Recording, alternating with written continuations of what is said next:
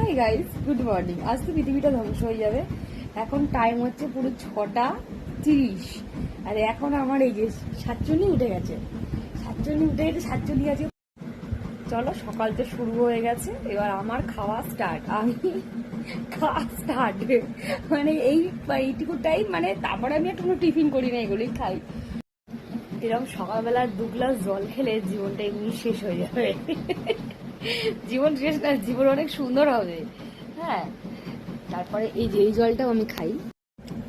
ব্যাস এই খাবার, আমি কিন্তু আর কিছু খাই না, আর কোনো টিফিন করি না। আমি টোটালি আমার আর কোনো টিফিন হয় না। আমি টিফিন মানে অনেক কম করবোই না আমি। চলো তোমাদের সাথে দুটো কথা বলি। জানো তো, আমরা মাঝে মাঝে ভাবি যারা আমাদেরকে কষ্ট দেয়, যারা আমাদের জীবনটাকে নরক করে দেয়, যারা তোমার জিনিস যখন তারা ব্যবহার করবে, ধরো তোমার ফেলে দেওয়া জিনিস ব্যবহার করবে বা তোমার কিনে দেওয়া জিনিস ব্যবহার করবে, তোমার সামনে এসে তোমার বাড়িতে বসে পাত পেরে গিলবে। আমি এখন একটা জিনিস খুব ভালো করে জানি, আমি যদি মারা যাই, আমার জন্য আমার সন্তানটা সন্তান হারা হবে আমি মরলে পরে। যে কিছু কিছু মানুষ আবার বিচার মারাতে আসে না, বিচার, ওইসব খাঙ্কিদের যদি জীবনটা আমার মতো হতো, তোদের যেন এই জন্যই এরকম হয়, বুঝেছিস? তাহলে বুঝবি কি হলো। তাই মানুষের বিবেকই বুঝি না। ধরো আমি একটা কারোর দেওয়া জামা পরছি,